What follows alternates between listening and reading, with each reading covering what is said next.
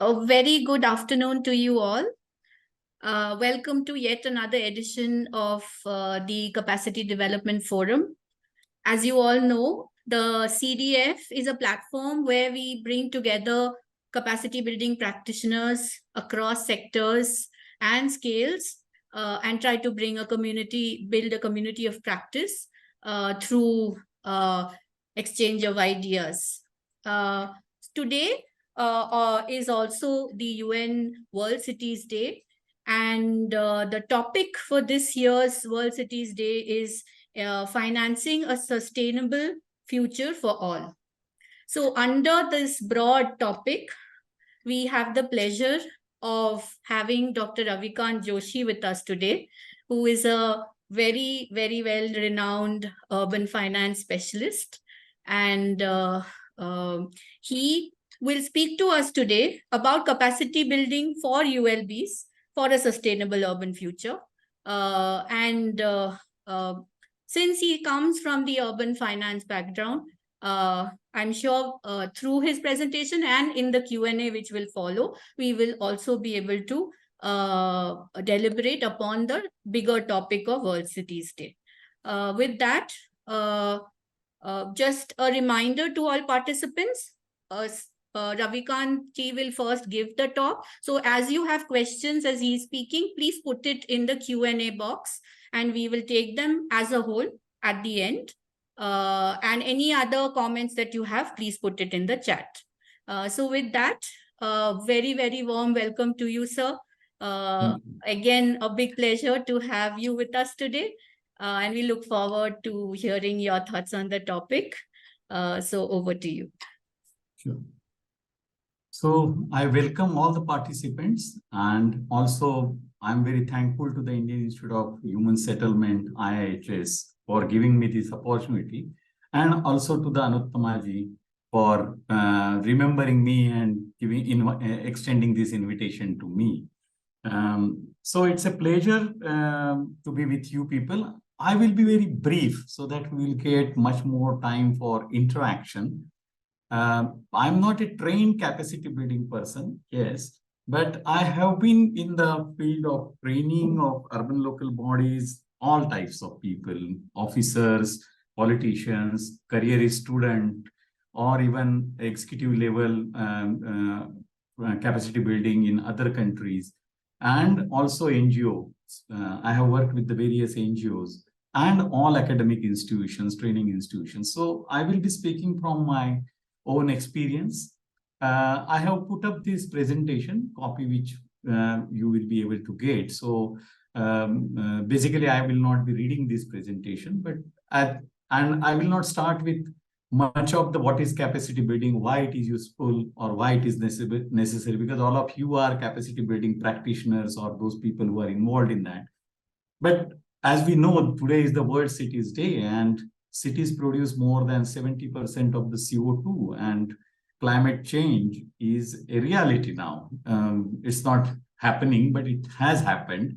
Now the only thing is that adaptation and resilience, how we can salvage the situation. And in that, urban cities would be most important aspect, because not only whatever cities today we have and whatever population which is staying around 5 billion in cities, in coming years, urbanization will continue to increase. So we have a double whammy. On one side, urbanization or urban processes, urban sector lead to the enhanced CO2, but at the same time, more than another 3 billion people will be moving towards the urban areas. So more cities will have to be built, more density, more construction, all that. And at the fulcrum of this is the local government, urban local bodies. So urban local bodies not only need to be empowered, need to be enabled, and the capacity building is I think, most important for sustainable urban future, not only of India, but of entire world. Now, if we look into the aspect of the capacity building, it's not only training per se of employees of the municipal bodies, but it involves human resource development And in human resource development, it's not training, but what we see that how the personal developmental goal of a employee coincides with the organizational goal. And thereby a person would find motivated, would see a growth in his career, and will stay with the organization. So that is what we call as a, and it's not only the profit making, or it's not only the organizational objectives to be served, but individual overall development also to be served, and that is HR. Beside HR, capacity building is a larger subject. To my mind, it includes the organizational development, where all together develop the organization. So OD and then institutional development, that is the regulatory, legal aspect and all that. Of course, we will not go into the organization development and institutional development aspect at the moment, which is again a very large concern and a very urgent requirement when we are talking in the context of the urban local bodies of India. But we will stick at the moment to the staff training or human resource development of the people who are working within the municipal bodies. So I'm limiting myself to that. Another aspect to the capacity building, if we look at the entire urban sector, then capacity building of municipal bodies or urban local bodies is required. But at the same time, there are other parastatals, city level, state level parastatals, which work in urban sphere and provide urban services, manage urban aspects, many urban aspects. Their capacity building also need to be looked into. But I don't have much of the experience what is the quality or what kind of a human resource development happens in these urban parastatals which operate in our urban environment. So I will again not go into that, but someday even that need to be looked into, their training programs and all those things. But if we concentrate, then beside government organization, there are community-based organization, local NGOs, their capacity building, and finally the private sector, the people who will be executing the works. Now, why at an urban level things are not moving, or many times we find time and cost overruns and all those? It is because the local entrepreneurs, they are not like big entrepreneurs like L&T and other big organizations, big service, big contractors. They are the local contractors. And the quality of the urban infrastructure, quality of the execution of the urban projects, everything depends on the quality of human resources with the private sector operators or the contractors, suppliers. And there is a huge gap which really affects in implementation. So it's not only municipal bodies or urban local bodies staff is constrained, but the entire ecosystem is constrained. And someday we will have to think of specifically building the capacity of the people who actually act for the municipal body, because municipal body nowadays is not like that each and every aspect will be done by the municipal staff or urban local body staff. There are things which need to be contracted out, service delivery is contracted out. So in all, that's the larger concept. But again, I'm limiting myself today to the nitty-gritty of the municipal employee or urban local body staff capacity building. So what is the existing? Then there are, of course, we know there is a supply side and the demand side of this, correct? So we need institutions that build a capacity to do that capacity building. So TOT kind of a thing, then training establishment, agencies. But at the same time, we have entire ecosystem underdeveloped or highly constrained, correct? Entire thing is supply based. Whatever training institution, academic institutions are there, and whatever training products are there, whatever capacity they have, within that ambit, the training of or capacity building of the urban local body is happening. It's not demand driven. It's not trainee based, correct? Then intermediary capacity building organizations are missing because this entire aspect hasn't received the due attention, correct? from all sides. No one player is responsible. Neither the higher level governments are responsible fully, nor the local government themselves are responsible. If we look at the entire ecosystem, then the academic institutions, specialized institutions, participants itself, everybody is at the moment constrained, and everybody is not able to undertake the appropriate skill and capacity development in an urban system. I have just for reference placed this process of capacity building with which everybody is aware of it. Most important are the steps that we need to do the need assessment. We need to develop adequate pedagogy. We need to have different training partners, conducting physically guided training, feedbacks, then improve again analysis and iterative modification to the training products, to the training pedagogy, to the delivery of the training, all that. So this is the entire process which does not exist in, it exists in a very constrained and fragmented manner. So let's come to the beside that, what is the real present state? As I said, though I have a management background, HRD background, but never pursued it as a career, but my ground field experience shows these are the limitations, or this is the present status.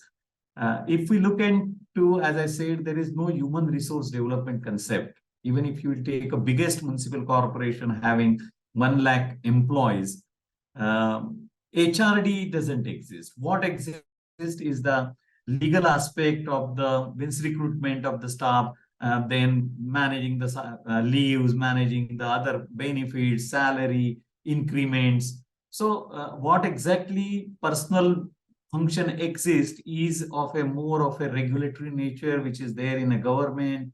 Every year, what is the increment to be, CRs to be filled, confidential reports to be filled, some penalty actions to be taken, court cases, labor cases. But there is no culture or the concept wherein each and every individual who is working in an organization, his personal growth needs are looked into, his career growth is looked into, and how best that can be coincided with the organizational development. So whatever we talk under the ambit of the HRD is missing. Organizational development, institutional development processes, sometimes they happen due to some urban reforms, but they are very slow. Again, they are supply side, means a municipal body will decide, maybe from the point of citizens, this urban reform may be brought in, or this, say, for example, 10-15 years back, IT came in. So application of the IT, creating the website, creating the online platforms and all that. But that is from point of view of a service delivery, not from the point of view of a staff development or for that. And there were so many teething troubles, because when you bring in something new, such kind of you require a different kind of a skill set, and then the easy solution is to contract out, correct? So wherein you get the people, agencies who will manage it. Again, training of the inside or internal staff processes or staff remain neglected. Your service delivery may happen, your on-site website may get maintained, your IT processes may get maintained, but it doesn't lead to the internal capacity building. Then, as I said, because HR function is absent, not that is the only reason, because there is a seniority-based promotions, not much of the merit-based kind of a thing structure, which is a very typical government structure. And more so, nowadays things are changing at a higher level government, central level government, state level government, but local governments, these processes haven't reached. So there is a highly dismotivation at a municipal employee level. Also, municipal organizations are highly flat organizations, what we call. So many times people retire with 20 years or 25 years service without a single day formal training, or without a promotion. And therefore, in government, there came a scheme of a seniority based salary increment 9, 18, and 27. So because you don't get the promotion from junior clerk to senior clerk, or a junior engineer to deputy engineer, or to the then executive engineer, what you get is at the interval of 9 years, 18 years, and 27 years is a salary increase, or the scale change of the salary, but not the power. But you don't get the power, you don't get the increase, you don't get the promotion, and you don't feel you are elevated. So entire that aspect highly dismotivating. ULB jobs, we know that if I have to rate it, they are very low on a preference scale. So naturally, the talented people don't aspire to go into municipal body. Their first preference will be corporate and other things. So very rarely people with very high talent or very high ranking enter into municipal bodies. Recruitment rules are not outdated. Also, there is no lateral entry, very few. In fact, I have many examples. For example, we know urban planners are there. So urban planners do get recruited in a town and country planning department of the state government. Also, some municipal bodies directly recruit urban planners. Some places they come on a deputation.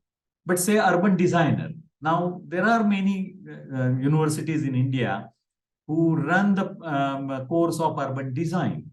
But in recruitment rules and in municipal bodies, there is no post of urban design or say heritage architecture.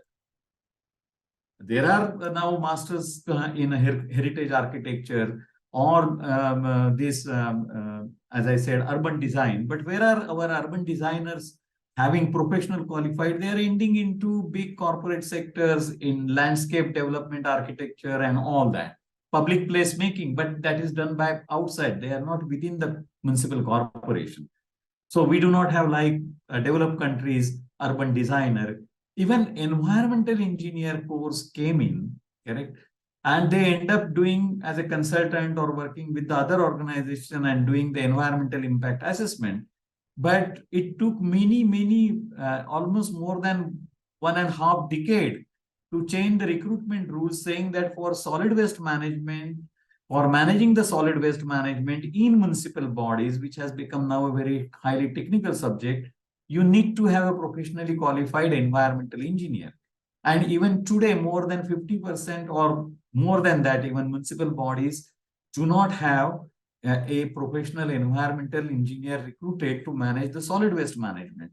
Traditionally, solid waste management being a health aspect used to be overlooked by the medical officer of the health, correct? Even there used to be a master degree in a public health in MBBS, means in a medical faculty of medicine, there would be a master degree in a public health management. Or it would be a engineering aspect, so it will be under the city engineer or one of the executive engineer. But university started environmental engineering course, and people have to fight to get recruitment rules amended so that there will be a direct entry or direct recruitment of an environmental engineer to manage the solid waste management in the municipal bodies. So this way, there is a disconnect between the academic discipline, the higher degree of the knowledge required, because urban services are becoming highly technology oriented, highly voluminous, and in outside the world, the technology is developing, correct? So high-end technology adoption for say solid waste management, for say hydrological aspect, all these things, you require that kind of a professional people, technical people getting into the municipal service. But that kind of a legal or structure improvements are still waiting. So recruitment rules are outdated. And one of the biggest gray concern is that we have more than 4 lakh councillors, municipal councillors across the India. Some 1 or 2 here party-based or sometime government-based training program happen. But we have, when we talk of a training, capacity building, all our academic institutions, training institutions, which are they at the moment, they are in the urban field, or even the government training institutions, They talk of training the officers and the employees of the ULBs, but equally important are the elected councillors, and they need to be trained. And again, there we will see that they hardly get much of the training of the things which are changing, which are developing. So if we take now coming from the structural limitations which I described, if we come to the operational aspect of the training of the urban local bodies, less than 5% people, I'm putting 5% as a maximum figure, get any kind of a training in a year, whether you are sending them for a workshop, whether you are sending them outside for a organized training course, or even locally, internally at a local level organized training within the municipal body itself, the number won't go beyond 5%. So if we have to train the entire municipal body employees, at least each and every employee gets one training, then it would require 20 years to complete entire whatever employees that ULB is having.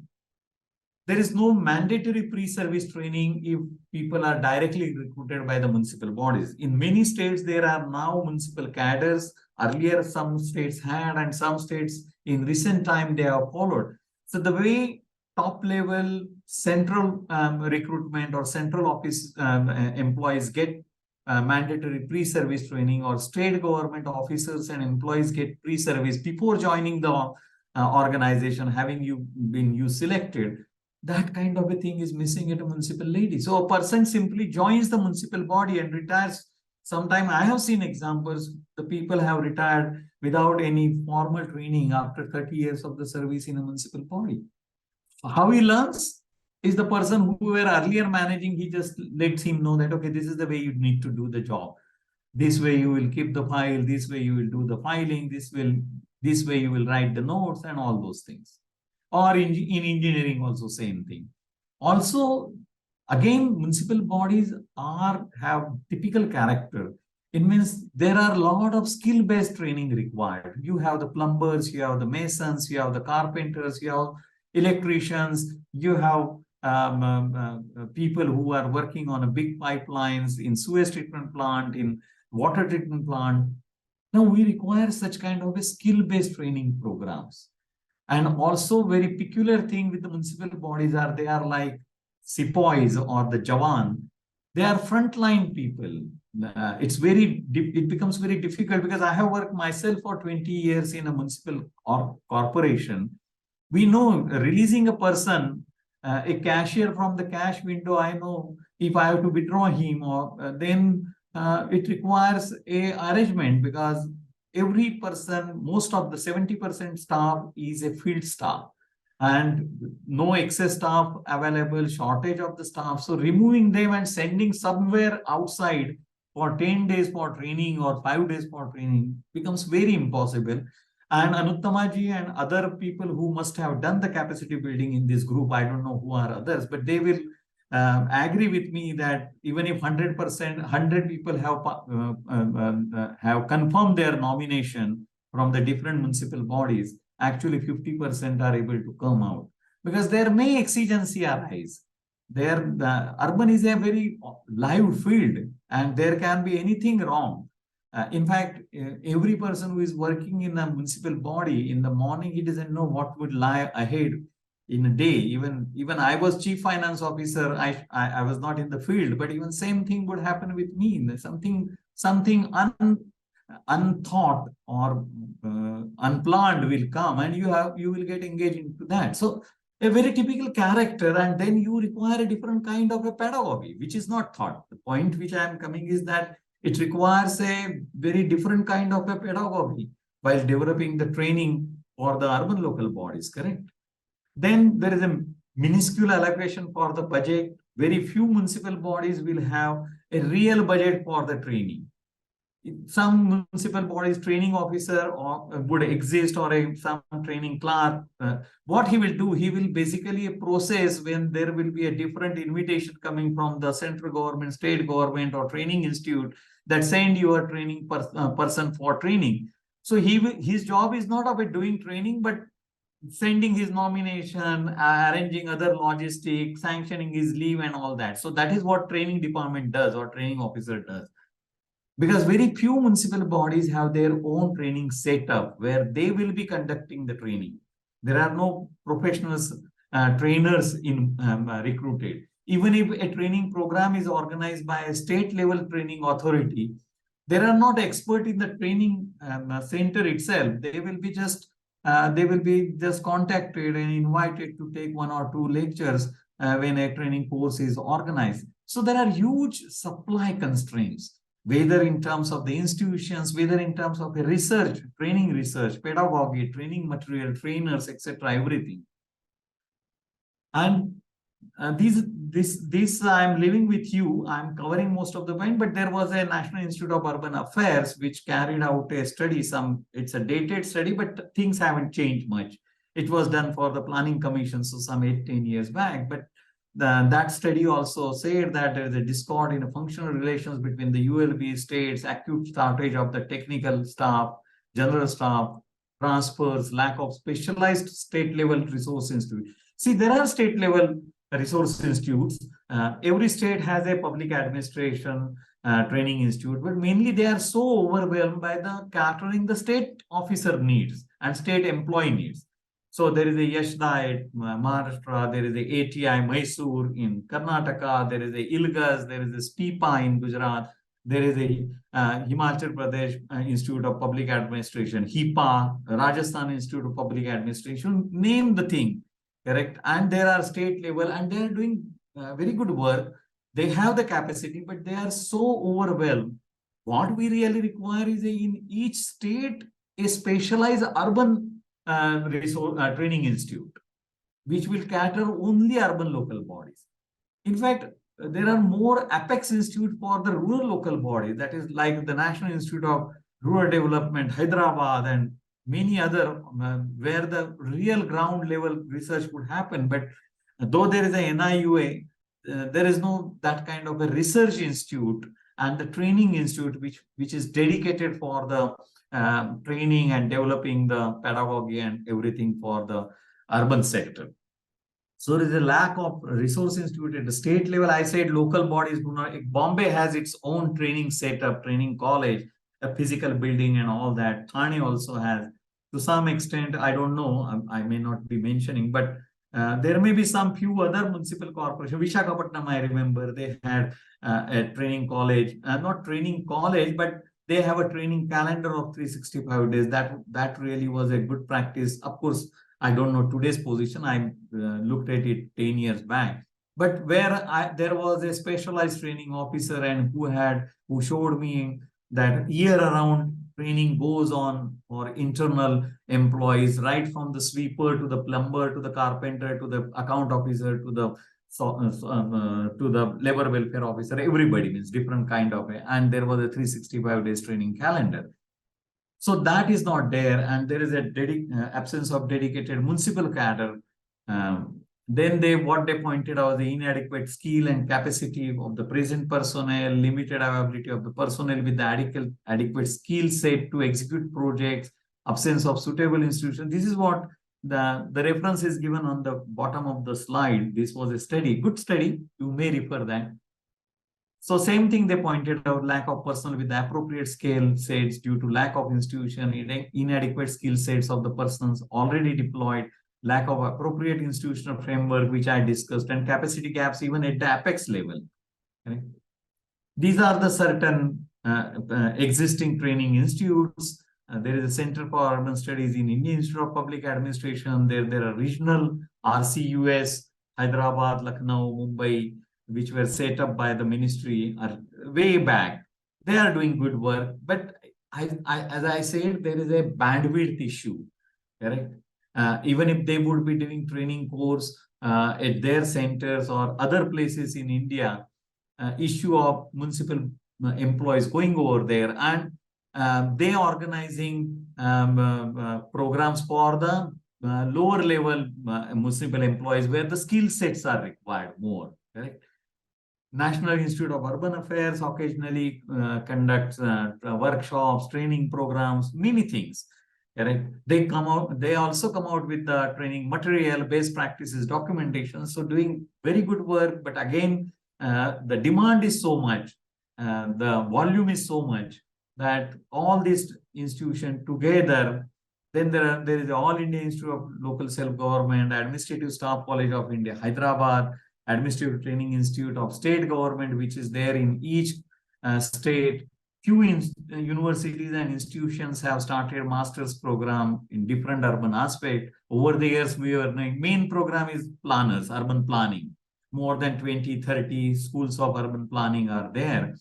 But really specialized MBAs in urban management or urban economics, or Tata Institute of Social Science has a course on urban governance. Symbiosis School of Economics has instituted course at a master level, MSc in economics, which specialize in urban.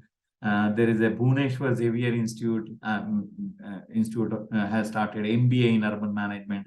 SEPT has over the years different planning programs, infrastructure planning course, urban infrastructure planning course, urban and regional planning course, housing, rural development course. There are courses, and then they started some 7-8 years back a master's program in habitat management, which is renamed as a master's program in urban management.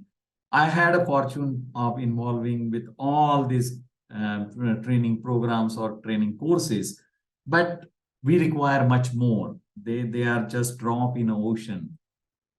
So what need to be done? I would be finishing in 5-10 minutes. We require short-term, medium-term, long-term, all kind of measures. The first thing we need to start is the outcome-based grants. There is no grant for capacity building. There comes some percentage reservation, whether it is a smart city mission, whether it is a Amrut. So in every central mission, and I hope in the state missions also, some amount is provided for administrative and other measures, and it does include a capacity building, but a dedicated line of credit for the capacity building, and that need to be outcome based, where there is a ingrained impact analysis and right kind of a delivery. But what really required is a grant, a permanent grant for capacity building. Then it should be of two-part capacity grant, because I'm proposing that each and every million plus city, means 65 cities should immediately in a 1 year should have probably infrastructure, means it won't be difficult for them to spare a building to set up a training institute or a training center or a college, but a dedicated physical building, and then equipping it with all the training equipments and other aspects, library and everything. And it's not difficult for 65 million plus cities. Each city can have its own dedicated full-fledged training institute, which is in need of aware, because they have thousands of employees. Take any million plus city, and particularly 50% of that have more than 10,000 employees today, minimum in their organization. So, and for that, there should be a capital grant from the state and central government, and also a performance-linked operational grant, which could be at a 50 to 50%, 25 to 50%. 50% should be put in by municipal body, respective municipal body, correct? So that mandate has to come, and not only this training institute, which should be set up in a first stage in a 1 year or in 65 million plus citizens, which is possible. They should cater nearby smaller municipal bodies' need. See, sending somebody from who is around Pune or who is around Bangalore, who is around Chennai for training by nearby smaller municipalities is much easier than sending them to the Delhi or to the other places, which becomes very difficult. And it should be a on-job training, because I personally feel that 70% of the lower level and the middle level employees of the ULBs, what require is the skill set and on-job training rather than the conceptual training. Yes, we require strategic training also. We require perspective training. We require management training, but that is at a higher level. And there can be a different thing. They can go to the Apex training institutes at different other places to get the training. If require, act need to be amended that certain percentage of budget must be spent on a training, and not only just spent in a quantitative term but in qualitative term. Act can be amended, or at least a circular can be issued by the state government mandating municipal bodies that X amount must be provided proportionately as per their budget and as per their employees. So those criteria can be worked out, but there has to be, today there is no mandate, and I must have studied budgets of the 100 or more municipal, no dedicated budget, or even if it is there, it's just peanut. Then we need to create enabling framework to hire the required people. Even hiring the trainers is very difficult. So that kind of a powers, autonomy, engaging with the training agencies, working out the MOUs, all those things need to be done. Of course, in the CBUD project, which was there funded by the central government, those kind of model MOUs has been drafted, so no need to redraft. Those can be utilized. A lot of training material was prepared at that time. Even that can be utilized, which is lying with the different training institutions and the Apex Institute like NIUA. Then there are short-term measures we continue. Then we need to consolidate all the information. Nobody knows what is there, how many people have got trained, how many not got trained, correct? What is the entire volume required? What is the problem statement? What is the real, what we can say, volume, or the volume of the problem? How many number of the people need to be trained? In what category they need to train? As I said, there are on-job training required, there are skill set training required. Some people would require public relation training. Simple thing, because day in, day out, municipal employees have to deal with the people. It's not only you are a good engineer, you need to have a public dealing capacity.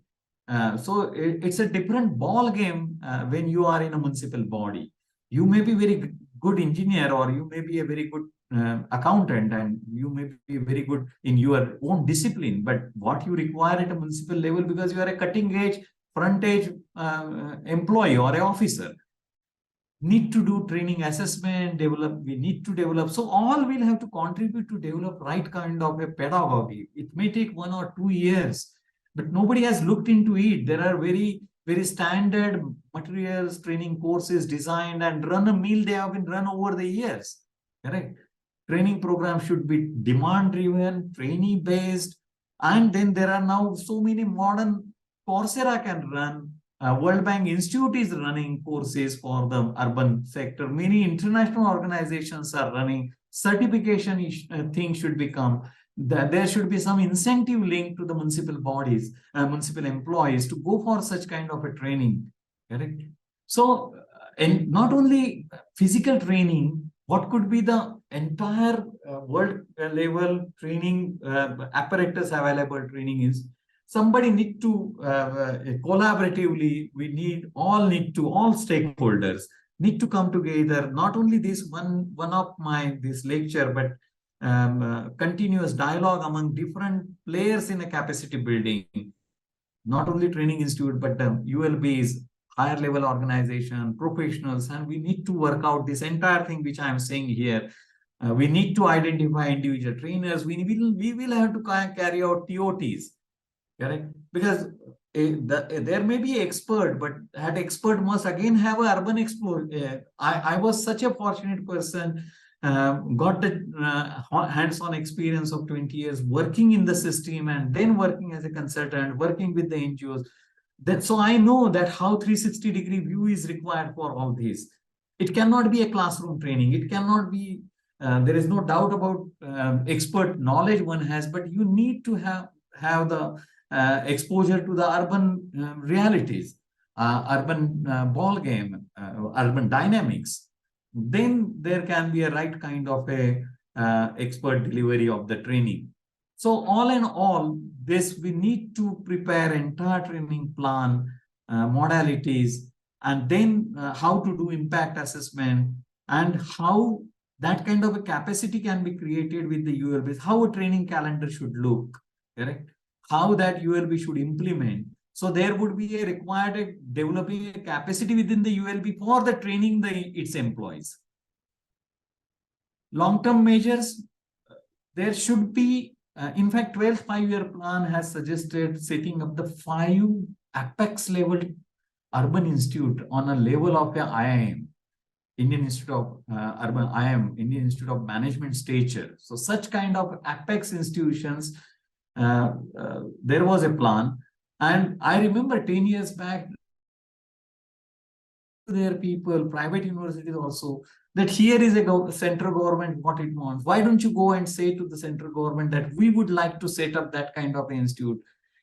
Anyway, the point is that we require at least 5, all 4 direction and a central zone. So 5 apex central level institutes which are involved in developing the training products, doing the research, carrying out very high level apex level training courses, carrying out the TOTs, networking with the other training institutions, so that at all levels, central, state, local level, this training can be provided. Similarly, earlier, as I said, in the first stage, immediately in a 1 year's time, it is possible that each million plus city can set up its training center, and some help can be provided developing their training plans, training calendar, networking and everything, so that within 2 years' time, they go ahead and start their own fully functional training program, 365 days. That can be extended to another 65 cities. In India, more than 130 cities have more than 5 lakh population.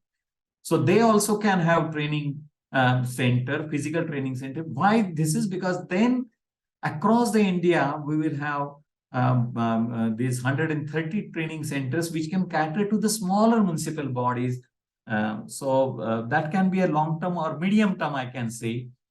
Each state should have a specialized training institute, like SPIPA, like ILGAS, like this ATI Mysore. There should be a specialized for urban.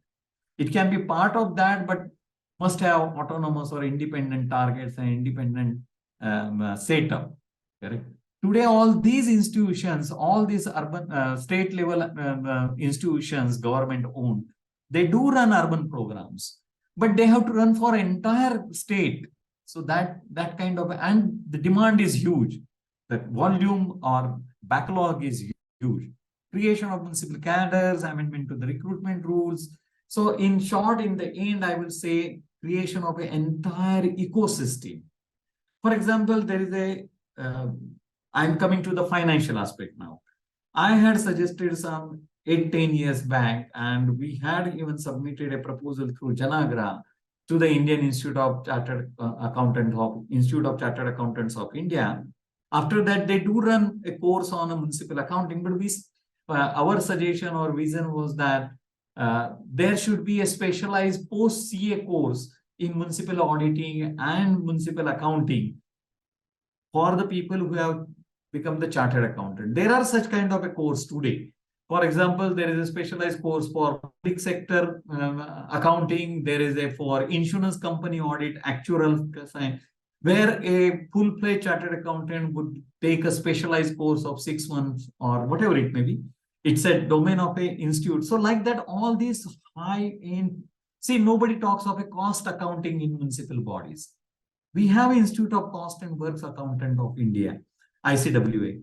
So somewhere there has to be a professional course, and the professionals of these prestigious institutions need to get exposure to the municipal bodies.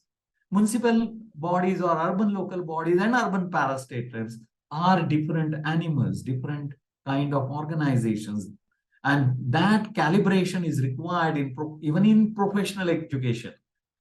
I myself know that even they are very great professionals, they don't know much of the urban local body because they are not exposed to that. It's not their fault. It's an entire ecosystem. Curriculum need to be developed, and there has to be a specialized additional courses.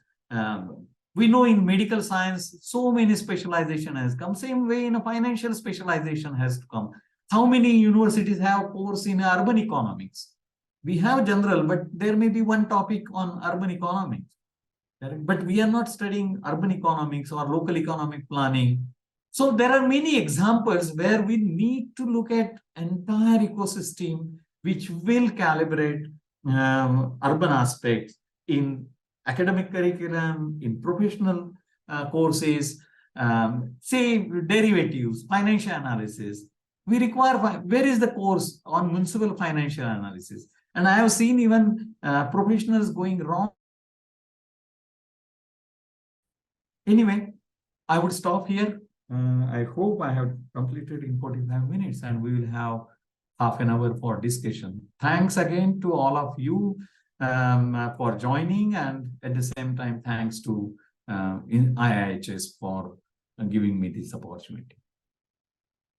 Thank you, sir. That was a great way that you laid out all the ecosystem constraints, as you put it, and also some of the solutions that you have offered, which I think echoed with at least some of our audience here who've been in this space and been working, and they are familiar, if not in toto as your experience, but also in parts. It's like the proverbial elephant that somebody touches the tail or the tusk. We all have faced part of everything that you spoke of in our own capacity building practice. So thank you for that. There are a lot of questions, but before Yes. we proceed, I will ask the first. Take Sure, sure. ask the first question. So I'll pick up on where one of the solutions way forwards that you pointed out about, like the impact assessment studies should be done. So I feel that impact assessment studies, credible ones, could be leveraged to get ULBs to dedicate more funds for capacity building. In your knowledge, has this kind of studies ever been done? And if yes, do you have any idea who did it? No such. Only what happens, participants have been asked about the feedback form. Correct. Now that Yeah, feedback form goes into and lies in a file. Because right. see, that doesn't come then in pedagogy. No. Correct. Feedback is come. Some people will say it's good, or sometimes means some improvement is done. It's not like that. But basically, as I said, the volume of conducting the training is so low. Correct. So naturally, then nobody has done that kind of impact assessment, which is not mandated, which is not being done. Even after returning to the municipal bodies, sometimes some municipal bodies insist that, okay, what you have studied, submit us a report. Correct? So that employee who has gone for training is supposed to submit a report to the municipal body after returning what he learned. But again, it being a government organization and all that, and being a lack of culture, as I said, no, there doesn't exist a formal training center. So even that training officer could be just facilitating whatever invitations received, sending the people for that. If suppose IIHS appoints, plans a training program, you send a letter to municipal bodies, then it will just process, nomination will be sent. So training officer or training clerk is not doing any training. He basically manages these routine aspects or regulatory aspect. So I haven't come across any impact assessment study done where actually trainers are trainee has been inquired and how much knowledge he got has been examined. Yes, as well as at a programmatic or a project level or sectoral level, whether cumulatively all the training that's been delivered is showing any changes at the institutional level also, which is an aggregate, not breaking it down. I mean, taking the individual feedback sort of is kind of a reductionist kind of approach, but actually it adds up to more than its parts. But I feel there is a great need to do studies like that. But with that, we will move on because there are a lot of interesting questions. So I will start right at the top. Yeah. There is an anonymous attendee who would like to know, would privatization of city administration help in improving their quality? I will reframe this just a little bit. That would privatization help in improving capacity? What are your thoughts? See, privatization means giving management contract or using agencies for better delivery of urban services. It's a order of a day, and one should not, it will not help in a sense that improve the quality, it will improve the service delivery. But when we see monitoring these people, you require again a capacity within the municipal body, which is missing. So going for any form of a simple PPP would again require, suppose you have taken a security contract or you have taken a water supply operator who will operate water supply. We are seeing that there are solid waste management operator taken, correct, who manage the collection of the solid waste. But again, the quality doesn't go up or this because the people who are in the municipal body, instead of they doing themselves, getting things done, that is the management. That management training will have to be provided. And they like that kind of a training of processing or monitoring and evaluating and then getting the work done from the agencies. But privatization will not happen. What will be actually happening is taking the service provider for better delivery of the urban services. And for that, you again require a capacity building of the people who are in the ULB.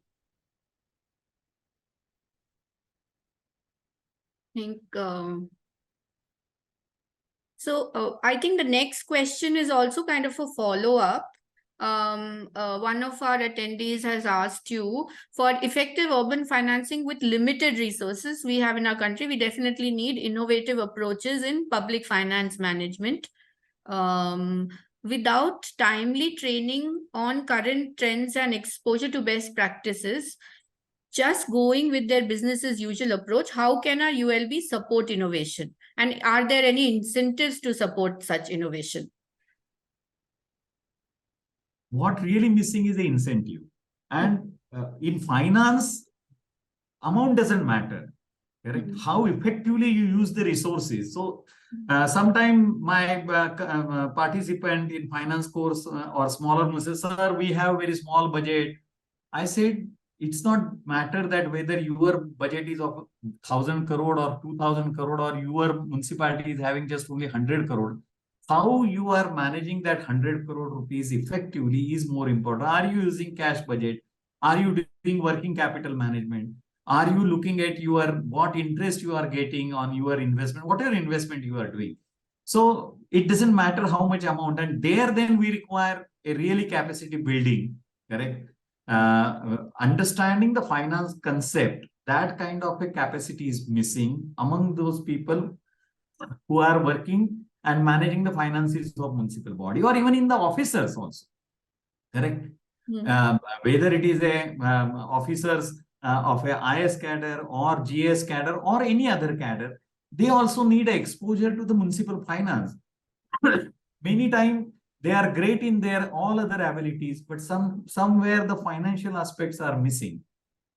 So innovations will come even if a smaller person or a small businessman or a person who is having limited finances, innovation always has a role for there.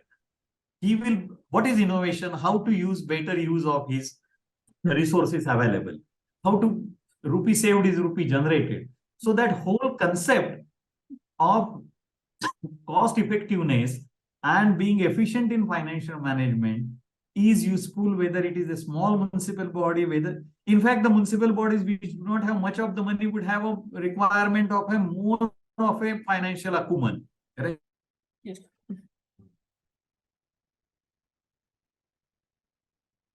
With the money, correct? Again, the municipal bodies I have seen which have great funds with them, not earning much return, not doing leveraging of their financial resources, and not optimizing their financial resources. So we have paradoxical thing in India in municipal financial management. On one side, we require a crisis financial management at a smaller or medium level municipal bodies. That capacity is missing, not only in accountants, because professionalism is not there. You don't have professionally qualified chief accountants in municipal bodies. Very few, handful of the municipal bodies have professionally qualified finance manager in their municipal bodies, and where they are, they are doing good. But there are bigger municipal bodies also where there are funds, but those funds are not properly leveraged and not much more returns have been brought to the city. So innovations has a role. Professionalism is must as of today.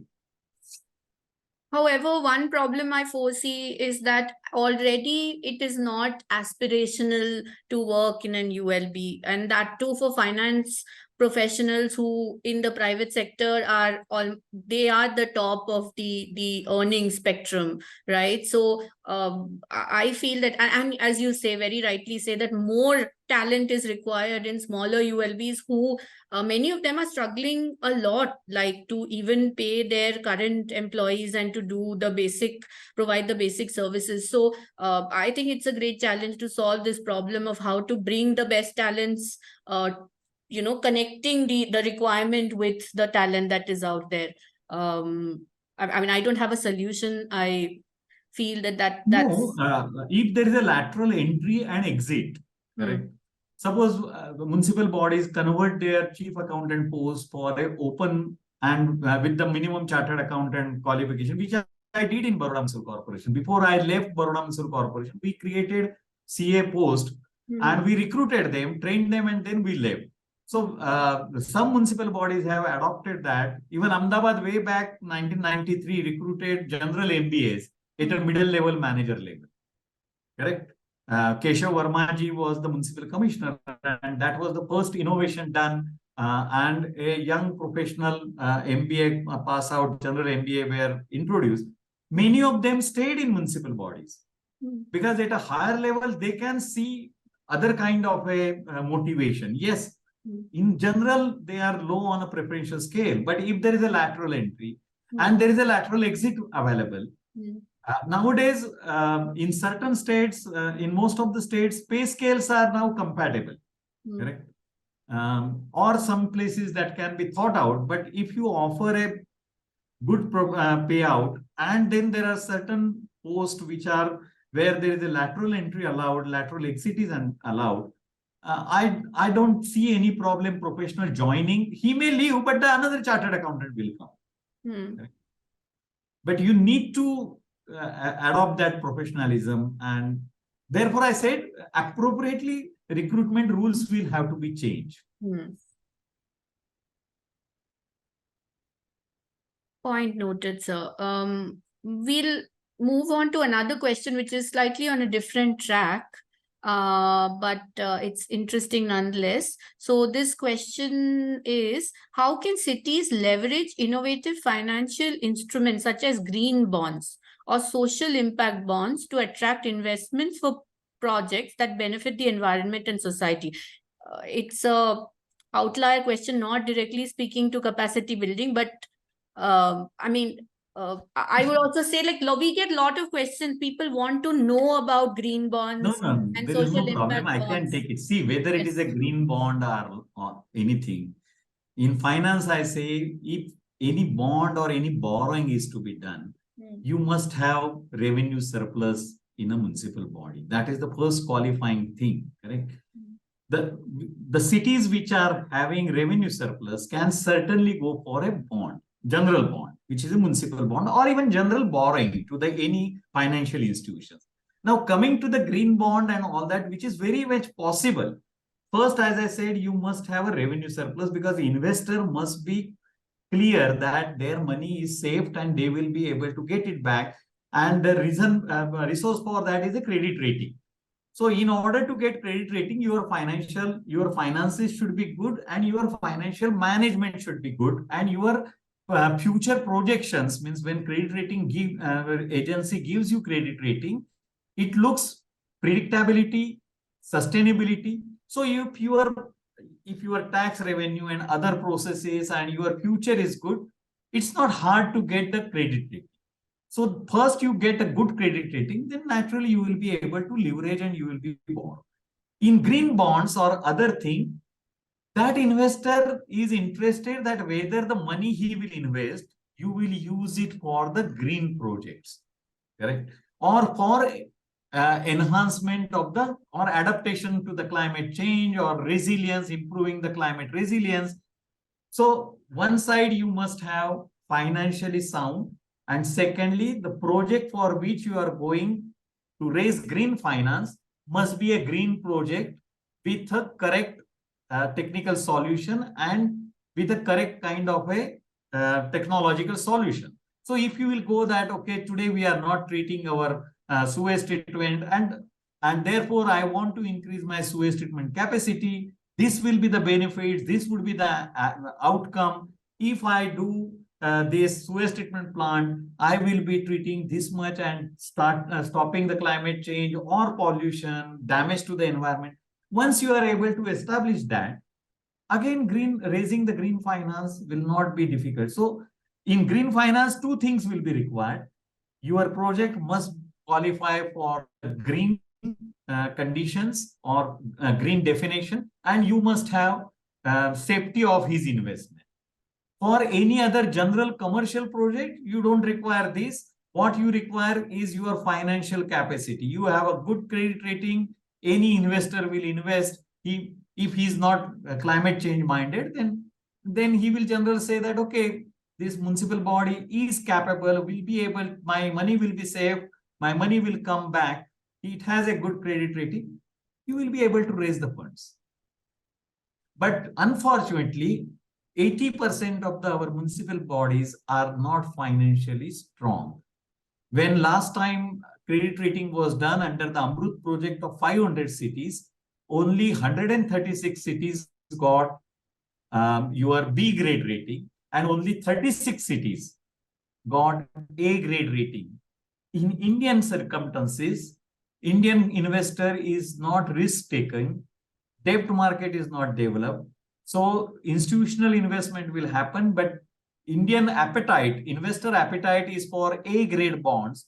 So today, as of today, only 35, 36 cities technically are capable of raising the municipal bond. And that also not only A, generally Indian investors ask for the AA plus or AA minus. So you need to do the credit enhancement mechanism. But municipal bodies have done, and they have clearly demonstrated. In fact, since 2017, more than 13 bonds have been done, and more than 3,000 crore or 2,600 crore has been raised. But that universe is limited. Only 35, 36 cities have A grade rating. Another 130 cities, 35 cities have B grade rating. These are the candidates which, if they improve their financial health, if they improve their financial management, they can come in an A grade sitting. But none of these municipal bodies are at the moment going for green financing, because you need to develop green projects with the clear cut spelled out green benefits, climate change benefits, or eco benefits. And if you are able to demonstrate that, and if you have a good credit rating from any institute in the world, you will get the green finance. I hope I haven't taken much time, but this is what I talk day in, day out in my other lectures and all that. I think people want to hear that also from you. But what I took from what you just now said, that it will again come back to a capacity issue, that who is going to be able to design and apply for these bonds. I mean, this, what you are describing, requires a high level, very qualified and experienced green professional or professionals to come in as well as project. Yes, you will require professional inside, outside, and on financial side, you will be able to maintain your financial health. You will be able to maintain your good financial management systems only if you are professionally managed. So moving on to another question, which is similar, because it's talking about new kinds of financing. So this attendee is asking us, what role do you see cryptocurrencies, blockchain, and decentralized finance playing in the future of urban financing and investment in city projects? Would you like to take that? Short. We are somewhere at a very ground level. Everything will have applicability. See, whatever technology new thing is coming, which will have eventually application in municipal body also. There is no issue, but we have a long way to go. First, we need, if we can at least ensure that, okay, all 136 cities, which I said, which are having lower credit rating and which need to move into a credit rating if they are to do the market borrowing. So what we need a very specific plan of 4 or 5 years hand-holding plan by the outside professional, and then a plan to do their capacity building so that from B grade credit rating, they come into the A grade rating. These 136 cities, they are best candidates, correct? We need to move them. Now, out of that 136, hardly 1% or 2% may be at the moment professionally managed, or the recruitment rules may not be saying, it may be just simply managed by, there is nothing wrong with that traditional seniority person, but you require, if you want to go to the credit rating, if you want to go to the market, if you want to adopt these all new IT-based solutions, computerized accounting system, you require professionals. So first thing, we will have to create a capacity building in financial terms, which was the original topic of given to the IIHS to me. If I have to say, then we need to recruit mandatorily by changing their recruitment rules, a professional staff in these 136 cities. They need to carry out the capacity building, not only of finance department people, but other top level executives, politicians, so that the entire, each and everyone understand what is meant by financial health, what is meant by the financial discipline, what is meant by the financial management, and what is meant by the good budgeting and all that. Then in 4 or 5 years, these cities, beside other things, will come into a main round and will be able to borrow, and who knows, then they will be able to adopt even a blockchain and all that, such kind of thing. But at the moment, cryptocurrency is a very long shot, not at a central government or state level government. But digital currency, already RBI has come. So things will come, and eventually it will have application in municipal management, urban local body management, urban financial management. But we need to prepare ourselves for that. And on that note, I will pick up a question from my colleague, Dr. Shubha Muthukumar, who wants to know that in reality, are the ULBs independent enough to attract investments in terms of other kinds of like CSR funds and other funds? And most of the urban missions are stressing on this. But again, it comes down to how much autonomy do they really have, especially the smaller, I mean, we're not talking of the top 20 or top 30, but we have 4,400 plus ULBs in the country. See, across the India, all municipal acts provide that with the prior approval of the state government, municipal body can borrow, municipal body can go for financial products.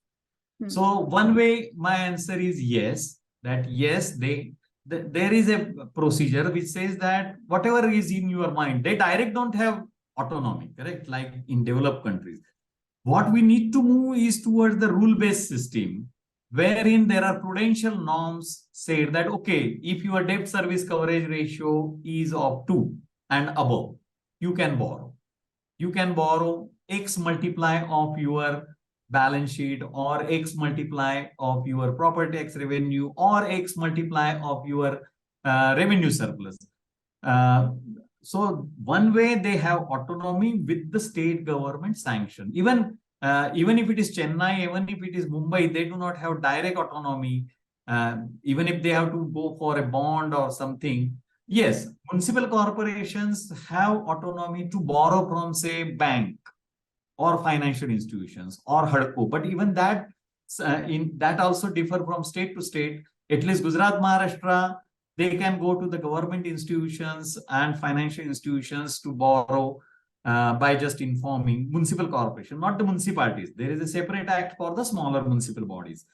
But both kind of act at least say, and then in a pragmatic decision and in an appropriate way, state government examines and allows municipal body to borrow. So there is no that way not allowed is not there. Room is there. You must have a good project. You must have a financial capacity, and you should send a proposal to the government. But yes, from here we can move to the rule-based system where there can be automatic approval that if these condition you meet,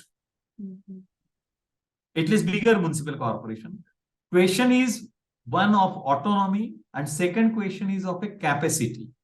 Well, all small municipal bodies do not have technical capacity, human resource capacity in terms of a professionalism, and in terms of a financial capacity. As I said, you must have revenue surplus, and that revenue surplus will determine how much money you can borrow. Even bank won't give you if you are not in a revenue surplus. Sometimes government agencies provide this, even if that municipal body is not capable of borrowing. There may be a top-down decision where instead of giving grant, that may be treated as a, I don't want to name, but sometimes some state governments or some state parastatals have done that kind of a thing, that they have done the project for municipal bodies. And then that amount spent is shown as a loan to the municipal body, but then municipal bodies didn't pay, don't have capacity to pay, and then those are settled in other way around. But that's an aberration, correct? Yes, sir. So I think we are almost out of time. I think that was a really engaging discussion. We have many more questions actually, which I'm afraid we will not be able to take up today. I will compile these, and if we can do a follow-up on and send you all of a list of answers, maybe we can do that. And some of the questions are a bit repetitive. So, but thank you all of you for all your questions and also for participating. Again, coming back to sir and our topic of discussion today, I think, again, you laid it out really well for us, and the imperative for urban programs is one point that I took from you, and as well as that the imperative for research into training for the urban, which is really very critical. We can train more people to get college degrees, but we cannot control whether they join the ULBs or they seek employment in the private sector. So for our existing urban local body resource, training is the way to go, and we definitely need a lot more research into what kind of pedagogy is to needed. Come out with a distant education mode and a say part-time MBA through experiential learning and through the on. So there is a huge requirement of a in-service training with adequate kind of a structure. Today there was no time. I had done that kind of a thing, but unfortunately we require bigger players to come into, and all institutions to come into. But certainly there is a need, particularly young people, young engineers and people who are joining municipal bodies. They would love to have a postgraduate diploma or that kind of a distant education, specialized, curated MBA, correct? To enhance their career goal or their capacity. Absolutely. And also I took your point of on-job training, that again, training classroom-based is not, it's just one possibility, but there are many more. And on-job training can also be of various kinds, mentorships and all kinds of hand-holding. There are a lot of other methods that can be. And I think it's very critical. And again, going back, reflecting on what you said, we've had that experience. We have 40 nominations. We don't know if 10 will actually make it. And it is not there. We know the pressures. And one of the questions was also there that they are, ULBs are really short-staffed and people can't be spared. So yes, so these are some of the main points that came out through our discussion today. And on that note, I think I will close our session. I think if we had more time, we could continue because there's so much to talk about, but maybe on another edition. On behalf of IHS and the capacity building team and CDF, thank you so much, Dr. Joshi, for spending your time with us and also speaking with us. I also thank all the participants. There were a lot of people who joined in today, so thank you on a working day to be with us. And I close this edition of the CDF webinar, but please stay tuned. We will come back again with another interesting webinar and also maybe some follow-up on this discussion.